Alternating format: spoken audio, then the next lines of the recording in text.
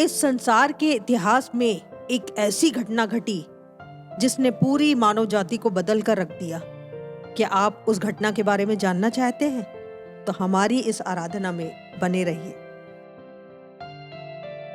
आप सभी को जय मसीह की। आइए हम प्रार्थना करें। पिता परमेश्वर, धन्यवाद देते हैं इतने सुंदर दिन के लिए जो आपने हमें दिखाया। पूरे दिन में हम सभी को आपने संभाला, उससे धन्यवाद देते हैं। इस आराधना के लिए आपसे प्रार्थना करते हैं हमारा गीतों का गाया बजाया जाना, सारी चीज़ें आपको ग्रहण योग्य होने पाए। जो भी वचन बोला जाता है लोगों के हृदयों में काम कर सके। जितने भी लोग हमारे साथ इस आराधना में जुड़ते हैं सभी को आप अपनी आशीष से भरिएगा।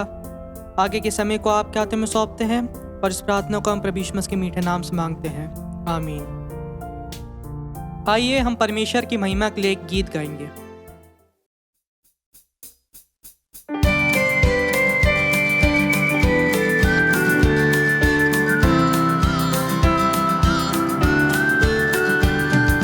जिंदगी मेरी बदल गई जब से मसीह को पाया है।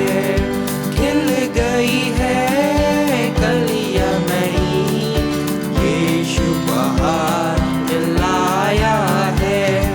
जीवन है क्या पल ही तो पल का, किसी ने न जाना होगा क्या कल का। जीवन है क्या पल ही तो पल का, किसी ने न जाना होगा क्या कल का। घड़ियां सुनहरी फिर ना लौटेगी, घड़ियां सुनहरी फिर ना लौटेगी। मुक्ति और जीवन वो लाया है। जिंदगी मेरी बदल गई जब से मसीह को पाया है। खिल गई है कलियां नई, यीशु बहार लाया है।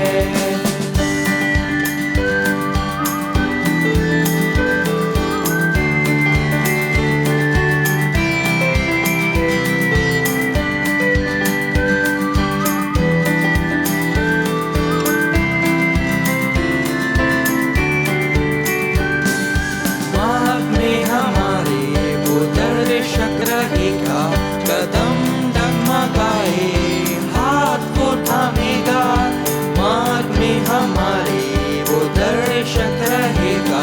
कदम डगमगाए हाथ को थामेगा, भटके हुओं को राह दिखाने, भटके हुओं को राह दिखाने इस धरती पर वो आया है।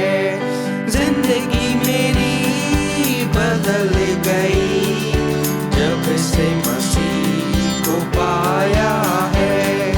खिल गई है कलियां नई, यीशु बहार लाया है।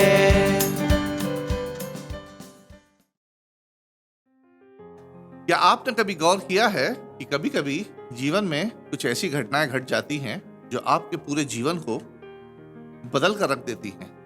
प्रियो, यह सिर्फ हमारे ही जीवन की बात नहीं है, परंतु यह बात देश पर भी लागू होती है कि देश में भी कुछ ऐसी घटनाएं होती हैं जो एक बार घट जाती हैं और उस देश का रुख वो बदल कर रख देती हैं। यदि मैं अपना उदाहरण दूं तो साल 2000 में मेरे परिवार में एक ऐसी घटना घटी जिससे मेरा और मेरे पूरे परिवार की दिशा ही बदल गई। यदि मैं एक आपको और उदाहरण दूं तो मुझे उस वर्ष का ध्यान तो नहीं है कि जिस वर्ष में गांधी जी को ट्रेन के फर्स्ट क्लास के कंपार्टमेंट में से निकाल बाहर एक अंग्रेज ने फेंक दिया था। उस समय गांधी जी को एक आक्रोश पैदा हुआ, वो भी बिना हिंसा वाला आक्रोश। एक आक्रोश पैदा हुआ कि उन्होंने अपने मन में सोच लिया कि इस घटना के बाद देश से अंग्रेजों को बाहर निकालना है। और हम जानते हैं कि 1947 में किस तरीके से भारत आजाद हुआ। एक और अगर मैं उदाहरण दूं आपको तो जापानियों ने पर्ल हार्बर पर आक्रमण किया। इस घटना को भुगतान जापानी आज तक भुगत रहे हैं। इस घटना के बाद जापान पर अमेरिकियों ने 2 एटम बम दाग दिए, जापानियों ने आत्मसमर्पण कर दिया। और इस घटना के बाद यह हुआ कि जापानियों को अपना झंडा तक बदलना पड़ा और आज जापानियों के पास प्रियो खुद की सेना भी नहीं है। मेरे कहने का मतलब यह है कि कई बार सिर्फ एक घटना पूरी दिशा को बदल कर रख देती है। इसी प्रकार की एक घटना और घटी थी जिसने न केवल समाज की दिशा को बदल दिया परंतु पूरी मानव जाति की दिशा को बदलकर ही रख दिया। और यह घटना बाइबल में दर्ज है, जो मरकुस रचित सुसमाचार में पाई जाती है, जहां यीशु मसीह दोबारा जीवित होने के बाद अपने शिष्यों के साथ था और उन्हें एक आदेश देता है। आइए देखें वो आदेश क्या था जिसने पूरी मानव जाति की दिशा को बदलकर रख दिया। यह आदेश पाया जाता है मरकुस रचित सुसमाचार उसका 16वां अध्याय, उसकी 14वीं, 15वीं और 16वीं आयत में, जहां इस प्रकार लिखा है, जी पीछे वह उन 11 को भी जब वे भोजन करने बैठे थे दिखाई दिया और उनके अविश्वास और मन की कठोरता पर उल्हाना दिया, क्योंकि जिन्होंने उसके जी उठने के बाद उसे देखा था, इन्होंने उसकी प्रतीति ना की थी। और उसने उनसे कहा, तुम सारे जगत में जाकर सारी सृष्टि के लोगों को सुसमाचार प्रचार करो। जो विश्वास करे और बपतिस्मा ले उसी का उद्धार होगा, परंतु जो विश्वास ना करेगा वह दोषी ठहराया जाएगा। अपने शिष्यों को यीशु का यह आदेश मानव जाति के इतिहास में एक महत्वपूर्ण मोड़ था। इस आदेश के बाद कुछ भी पहले जैसा नहीं रहा। कई चीजें हमेशा के लिए समाप्त हो गई और कई चीजें इस बिंदु से बदलना शुरू हो गई। आज इस संदेश के माध्यम से मैं आपके साथ 4 चीजों को बांटना चाहता हूं जो इस आदेश के साथ हमेशा के लिए बदल गई। पहला बदलाव, यहूदी राष्ट्र का इतिहास और उद्देश्य इस बिंदु पर पूरा हुआ। उत्पत्ति 12वें अध्याय में परमेश्वर ने एक व्यक्ति को चुना जिसका नाम अब्राहम था। उसे एक विशेष राष्ट्र का पिता होने के लिए चुना था, जिसके द्वारा परमेश्वर प्रतिज्ञा करता है कि वह अपने पुत्र को भेजेगा। पुराने नियम की उत्पत्ति से लेकर मलाकी के अंत तक विभिन्न लेखकों ने इसी परिवार के 12 जनजाति, उनकी भूमि, उनके राजा तथा उनके राष्ट्र के बारे में वर्णन किया है। पुराने नियम में हम देखते हैं कि कैसे परमेश्वर ने उन्हें बनाया, उनकी रक्षा की, उन्हें आशीषित किया और उन्हें दंडित भी किया। परंतु यह सब उस दिन तक की तैयारी के लिए था जिस दिन इस जाति में से एक मसीहा पूरी दुनिया को बचाने के लिए भेजा गया था। क्योंकि उद्धारकर्ता को एक मनुष्य होना था, उसके पास एक संस्कृति होनी चाहिए थी, एक भाषा होनी चाहिए थी। परमेश्वर प्रिय उद्धारकर्ता को अचानक तरीके से प्रकट नहीं करना चाहता था या चमत्कारी तरीके से प्रकट नहीं करना चाहता था। इसलिए मौजूदा जाति, मौजूदा संस्कृति में से लाने के बजाय उसने अपने पुत्र प्रभु यीशु मसीह के लिए, अपने बेटे के लिए एक नई संस्कृति, नए राष्ट्र और नई भाषा की रचना करी ताकि इस यहूदी जाति से एक मसीहा आ सके। आसान शब्दों में कहूं तो यहूदी राष्ट्र इसलिए रचा गया था ताकि परमेश्वर इस राष्ट्र के मंच के द्वारा अपने पुत्र प्रभु यीशु मसीह को दुनिया का मुक्तिदाता के रूप में भेज सके। मरकुस रचित सुसमाचार के 16वें अध्याय के यीशु के इस आदेश के बाद यहूदी राष्ट्र का विशेष दर्जा प्रयोग समाप्त हो गया है और इसी आदेश के बाद यहूदी राष्ट्र का दर्जा दुनिया के अन्य राष्ट्र जैसा हो गया है। अब जैसे अन्य जाति के लोग उद्धार पाते हैं, वैसे ही यहूदी लोग भी उद्धार को प्राप्त करते हैं। हाँ, वे सुसमाचार को सुनने वाले पहले लोग थे और उद्धार पाने के लिए बुलाए गए पहले लोग थे। वो भी इतिहास में अपनी भूमिका के कारण, परंतु उन्होंने अपने प्रथम बुलाहट को, अपने प्रथम दर्जे को त्याग दिया। आज यहूदियों के पास परमेश्वर का कोई विशेष दर्जा नहीं है। जैसे आज लोग सोचते हैं कि आज भी इजरायली लोग चुने हुए लोग हैं। इजरायली चुने हुए प्रिय पुराने नियम तक थे, परंतु नए नियम से वे सामान्य लोग जैसे हैं। उद्धार पाने के लिए उन्हें भी यीशु मसीह पर विश्वास करना होगा, पश्चाताप करना होगा, बपतिस्मा लेना होगा, तभी उनका उद्धार संभव है। जिस राष्ट्र में सबसे बड़ी धार्मिक अंतर्दृष्टि थी, इंसाइट थी, सबसे सुंदर परंपराएं थी और आलीशान मंदिर था, अब यीशु के आदेश के बाद यहूदी संस्कृति या परंपरा के आधार पर अब ये इजरायली चुनी हुई जाति नहीं रही है। यीशु के आदेश के बाद वे सब लोग जो यीशु का अनुसरण करते हैं वे परमेश्वर के चुने हुए लोग कहलाते हैं। आज मध्य पूर्व, मिडिल ईस्ट में चल रही धार्मिक मतभेदों की लड़ाई वास्तव में व्यर्थ है प्रियो, क्योंकि धार्मिक समाधान केवल यीशु मसीह है और यह लड़ाई अंत तक बनी रहेगी जब तक यहूदी इस तथ्य को स्वीकार ना कर लें कि यीशु मसीह ही परमेश्वर द्वारा भेजा गया मसीहा है। उसको छोड़ और कोई उद्धार करता नहीं है। दूसरा बदलाव इस आदेश के बाद तुझे जो देखने को मिलता है, मनुष्य का परमेश्वर के प्रति दृष्टिकोण हमेशा के लिए बदल गया।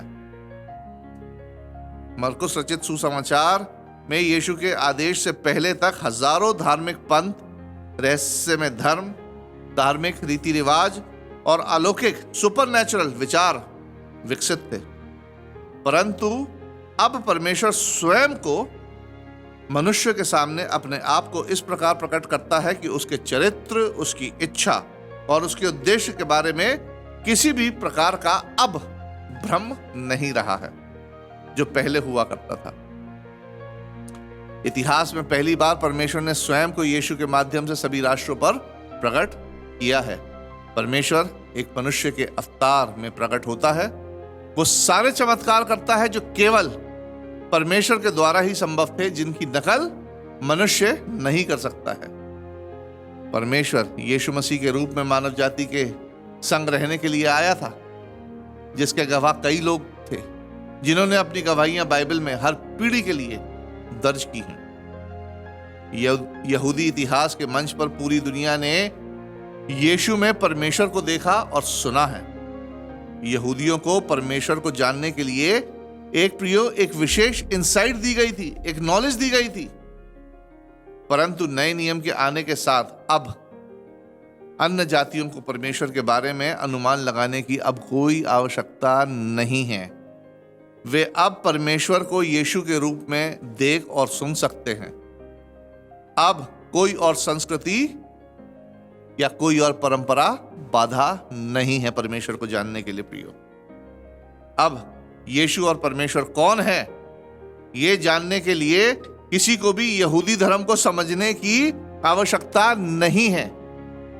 इसलिए मरकुस 16वें अध्याय में यीशु मसीह अपने चेलों को पूरी दुनिया में अच्छी खबर, शुभ समाचार की घोषणा करने को कहते हैं, कुछ ऐसा जो पहले कभी नहीं हुआ था। तीसरा बदलाव, इस आदेश के बाद जीवन की सबसे बड़ी समस्या का हल हमेशा के लिए दे दिया गया। मरकुस 16 में यीशु मसीह अपने शिष्यों को सुसमाचार प्रचार करने का आदेश देते हैं, परंतु यह प्रश्न यह उठता है कि वास्तव में इस सुसमाचार में अच्छी खबर क्या है?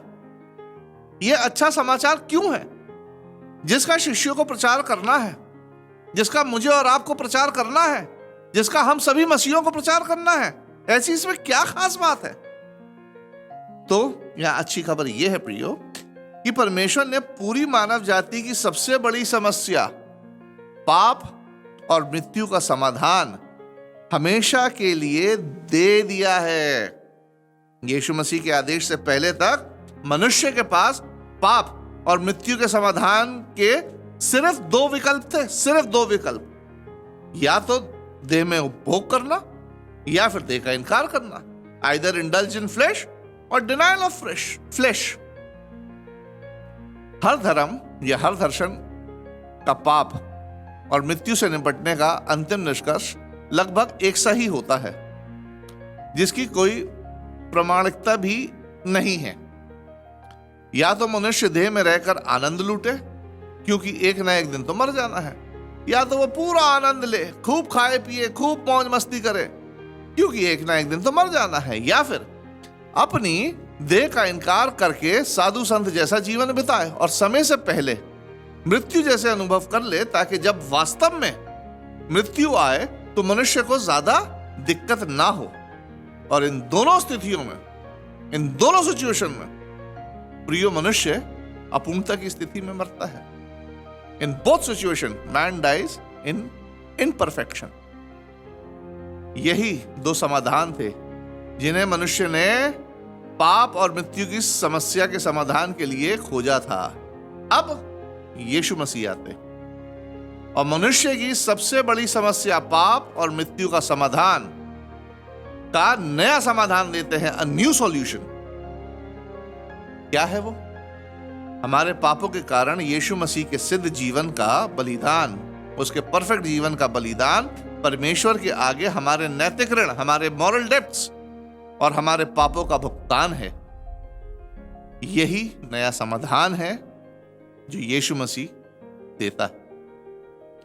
अब हमें आगे अपने पापों के लिए किसी अन्य प्रकार के भुगतान या अनुष्ठान या किसी रीति रिवाजों की जरूरत नहीं है। यीशु मसीह के बलिदान के कारण अब हमारे पापों की क्षमा है प्रियो। बस हमें यीशु पर विश्वास करना है कि उसने हमारे पापों के लिए अपना परिपूर्ण जीवन दे दिया, अपना परफेक्ट जीवन दे दिया और क्रूस की मृत्यु सह ली। और इस विश्वास को बपतिस्मे में प्रकट हमें करना है, जिससे हमारी देह नहीं परंतु हमारा विवेक शुद्ध होता है। पतरस भी इस विषय के लिए कुछ कहता है। आइए देखें पतरस इस विषय के लिए क्या कहता है। पहला पतरस उसका 3 अध्याय और उसकी 21वीं आयत। जी, उसी पानी का दृष्टांत भी अर्थात बपतिस्मा यीशु मसीह के जी उठने के द्वारा अब तुम्हें बचाता है। इससे शरीर के मैल को दूर करने का अर्थ नहीं है, परंतु शुद्ध विवेक से परमेश्वर के वश में हो जाने का अर्थ है। प्रिय, यीशु का पुनरुत्थान मृत्यु को हराता है, वो भी 3 तरीकों से। पहला तरीका, मृत्यु ने हमेशा मनुष्य को भयभीत किया है, उसको डराया है, और पुनरुत्थान यह दिखाता है कि अब मृत्यु अंत नहीं है, और मृत्यु के भय को दूर करता है कि अब मृतकों में से जी उठना संभव है। यीशु मसीह का पुनरुत्थान मृत्यु के भय को दूर कर देता है। दूसरा तरीका, आज हम सब के लिए यीशु का पुनरुत्थान इतना महत्वपूर्ण क्यों है? क्यों यीशु मसीह दोबारा 3 दिन बाद जी उठा? क्यों? जी हां, जवाब यह है ताकि हम विश्वास कर सके कि मृत्यु के बाद भी एक जीवन है जिसका प्रदर्शन स्वयं यीशु मसीह ने किया है। मान लीजिए यदि यीशु मसीह हम सब के पापों का भुगतान करके बिना जी उठे स्वर्ग पर चले जाते और फिर चेले प्रचार करते कि तुम सब के लिए अच्छी खबर यह है कि तुम्हारे पापों का भुगतान हो गया, तुम्हारे पापों की क्षमा तुम्हें मिल गई है यीशु मसीह पर विश्वास करने से, और अब हमेशा तुम लोग जियोगे, तुम्हें अनंत जीवन मिलेगा। फिर सामने से शायद भीड़ में से एक आवाज आती कि भैया ये बताइए कि मरने के बाद क्या होगा? तब प्रेरित कहते कि मरने के बाद तुम सब जी उठोगे। और वो कहते इसका प्रमाण क्या है? तो प्रेरित कहते कि हम तुमसे वादा करते हैं, we give you our words, कि तुम लोग जी उठोगे। तो सोचिए, क्या लोग सुसमाचार पर विश्वास करते? क्या लोग बाग सुसमाचार पर विश्वास करके बपतिस्मा लेते? मेरे ख्याल से एक मनुष्य भी नहीं लेता, उल्टा प्रेरितों को दौड़ लगवा देते भीड़ में से। परंतु यीशु मसीह ने मृत्यु के बाद पुनरुत्थान का प्रदर्शन किया, जिसके गवाह सैकड़ों लोग हुए, और इस बात की पुष्टि की कि मृत्यु के बाद भी एक जीवन है। तीसरा, यीशु का पुनरुत्थान आश्वासन देता है, एक आशा देता है। यह जानकर कि मृत्यु के बाद भी एक जीवन है, तो मनुष्य आशा के साथ एक अच्छा और एक विश्वास योग्य जीवन जीने का साहस करता है, क्योंकि वह जानता है कि मृत्यु के उपरांत भी उसे एक प्रतिफल मिलेगा। कई बार लोग अपनी शक्ति, अपनी ताकत, अपने पैसे, अपनी सत्ता के गुरूर में इतना डूब जाते हैं प्रियो, कि उन्हें लगता है कि जो कुछ है इसी जीवन में है, और ऐसे लोगों के लिए मृत्यु अंत होती है। जैसे हिटलर, उसने कितने मासूम लोगों को क्रूरता के साथ मार दिया, शायद बिना ये सोचे कि मृत्यु के बाद भी एक और जीवन उसे जीना है, जिसमें या तो उसे पुरस्कार मिलेगा या दंड। प्रियो, यदि मनुष्य ये जानता है कि मृत्यु के बाद जीवन है, न्याय है, पुरस्कार है और दंड भी है, तो वह कुछ भी गलत करने से पहले 2 दफा जरूर सोचता है कि ये गलत कार्य मैं करूं या ना करूं। प्रियो, जो सिर्फ मृत्यु तक सीमित है वे नास्तिक कहलाते हैं और उनका विश्वास शक्ति, धन आदि में रहता है, परंतु जो मृत्यु के आगे की सोच रखते हैं उनका विश्वास प्रेम, भलाई आदि में रहता है। आज हम मसीहों का विश्वास और हमारे सुसमाचार की सामर्थ्य बिना पुनरुत्थान के नहीं है। प्रियो, पुनरुत्थान की प्रतिज्ञा और उसका सबूत जो यीशु मसीह ने दिया है, यही चीज अविश्वासियों पर जीत हासिल कराती है। हमारे सुसमाचार की सबसे बड़ी ताकत है ये यीशु मसीह का पुनरुत्थान, जो अविश्वासियों पर जीत हासिल कराती है। मरकस 16 में मृत्यु में से जी उठा हुआ व्यक्ति यीशु मसीह अपने शिष्यों को आदेश दे रहा है कि वे जाएं और दुनिया में बताएं कि मानव जाति की सबसे बड़ी समस्या पाप और मृत्यु का हमेशा के लिए उसका समाधान कर दिया गया है। यही तो सुसमाचार है, यही अच्छी खबर है, यही गॉस्पेल है। इस संदेश की कल्पना पुराने नियम में किसी ने कभी नहीं की थी।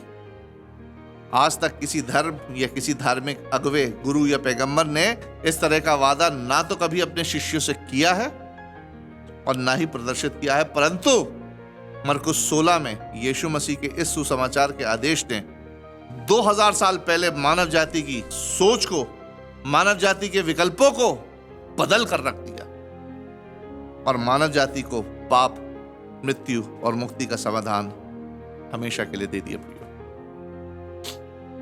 चौथा बदलाव, अब हमेशा के लिए मानव जाति के पास एक स्पष्ट विकल्प या चुनाव है। मरकुस 16 के आदेश के बाद इतिहास में पहली बार मानव जाति के पास जीवन और मृत्यु के लिए एक स्पष्ट चुनाव है, जिसे वे व्यक्तिगत रूप से ले सकता है। इससे पहले मनुष्य के पास अपने भाग्य को लेकर, अपने धार्मिक रीति रिवाजों को लेकर, अपने गुरु, पैगंबर, धार्मिक अगुवे, धार्मिक सिद्धांत और दर्शन, फिलॉसफीज को लेकर मनुष्य भ्रमित रहता था, वो भ्रम में रहता था। एक पापी मानव के लिए अच्छी खबर यह है कि उसकी पाप और मृत्यु की समस्या को हमेशा के लिए हल कर दिया गया है और अब परमेश्वर उसे मृत्यु और जीवन को चुनने का स्पष्ट विकल्प देता है। आइए इन विकल्पों को देखें। जो पहला विकल्प है, क्या है? जो यीशु पर विश्वास करते हैं और बपतिस्मे में अपने विश्वास को प्रकट करते हैं, वे लोग प्रियो बचाए जाएंगे। मनुष्य अपने आप को नहीं बचा सकता है क्योंकि उसमें इतनी ताकत ही नहीं है। उदाहरण के तौर पर, यदि एक व्यक्ति पानी के जहाज से जा रहा है और बीचों बीच समुद्र में वो पानी के जहाज से गिर जाता है और पानी का जहाज उसे छोड़कर चला जाता है, अब वो बीच समुद्र में बिना किसी संसाधन के वहां पड़ा है। अब उसके पास जीने के लिए विकल्प क्या है? या तो वो तैर के हजारों किलोमीटर तैरता रहे जब तक उसे जमीन ना मिल जाए, वो उसके लिए मुमकिन है नहीं। या फिर जीने के लिए उसके पास ये विकल्प है कि उसे एक थर्ड पार्टी की जरूरत पड़ेगी। थर्ड पार्टी की कैसे? कि वो समुद्र के बीच में है, कोई एक नाव आ जाए या कोई एक और जहाज आ जाए जो उसको बचा ले। इसी तरह मनुष्य अपने आप को नहीं बचा सकता है प्रियो। ये बचाने के लिए, यहां मनुष्य को बचाने के लिए एक तीसरे पक्ष की आवश्यकता होती है और वह थर्ड पार्टी कोई और नहीं, यीशु मसीह है, जो वादा करता है कि जो लोग उस पर विश्वास करते हैं और अपने विश्वास का प्रकटीकरण डूब के बपतिस्मे में करते हैं उन्हें बचाया जाएगा और वे उस पाप और उस मृत्यु के दंड से मुक्त होंगे जिस पर मनुष्य का अधिकार ना तो कभी था और ना कभी है। पाप और मृत्यु पर अगर किसी का अधिकार है तो वह है यीशु मसीह का, और यीशु मसीह ही पाप और मृत्यु की समस्या से बचा सकता है। प्रियो, विश्वास, पश्चाताप और बपतिस्मे के द्वारा उनके सब पाप क्षमा कर दिए जाएंगे जो लोग यीशु मसीह पर विश्वास करते हैं, और वे पवित्र आत्मा को प्राप्त करेंगे जो उन्हें पाप पर विजय पाने और उन्हें मृतकों में से जी उठने की सामर्थ्य प्रदान करेगा। ठीक उसी तरह जैसे यीशु जी उठा, यदि व्यक्ति यीशु पर विश्वास करने का विकल्प चुनता है तो वह निश्चित बचाया जाएगा और अंत में पुरस्कार का भी अधिकारी होगा। दूसरा विकल्प, जो यीशु पर विश्वास नहीं करते हैं वे दोषी ठहराए जाएंगे और उन्हें दंड भी दिया जाएगा। मरकुस 16:16 में दूसरा विकल्प भी स्पष्ट लिखा है, यदि कोई पहले विकल्प के विपरीत जाता है तो उसे दोषी ठहरा के दंडित किया जाएगा। यीशु मसीह के आदेश के बाद इतिहास में पहली बार मनुष्य व्यक्तिगत तौर पर जीवन और मृत्यु का चुनाव कर सकता है। प्रियो, क्या इतिहास में इससे ज्यादा महत्वपूर्ण कोई और निर्णय मानव जाति के लिए रहा है? नहीं, बिल्कुल नहीं। इसलिए मरकुस 16 में यीशु का आदेश एक मील का पत्थर साबित हुआ है जिसने मानव जाति के जीवन, मानव जाति की सोच, मानव जाति के निर्णय और मानव जाति के चुनाव को हमेशा के लिए बदल कर रख दिया। प्रियो, यदि आप मेरे संदेश को सुन रहे हैं या पढ़ रहे हैं और आप अभी तक बचाए नहीं गए हो तो मैं आपको आमंत्रित करता हूं कि यीशु मसीह पर विश्वास करें, अपने पापों का अंगीकार करें और बपतिस्मे के माध्यम से अपने विश्वास को दूसरों के आगे प्रकट करें ताकि आप अनंत जीवन के लिए बच सके। और यदि आप पहले ऐसा कर चुके हैं और वापस सांसारिक गतिविधियों में उलझकर यीशु मसीह से दूर हो गए हैं तो अपनी मृत्यु के बाद के जीवन और परमेश्वर के अंतिम न्याय पर थोड़ा सा विचार करें कि मृत्यु के बाद आप कहां जाने वाले हैं। आज आप पश्चाताप करके बच सकते हैं या फिर पश्चाताप करके दोबारा यीशु के पास लौट सकते हैं। अब विकल्प आपके हाथ में है। प्रियो, परमेश्वर आपको चुनने की सद्बुद्धि दे और इस संदेश से आप सबको बहुत बहुत आशीषित करें। आप सभी को जय मसीह की। आइए हम प्रार्थना करें।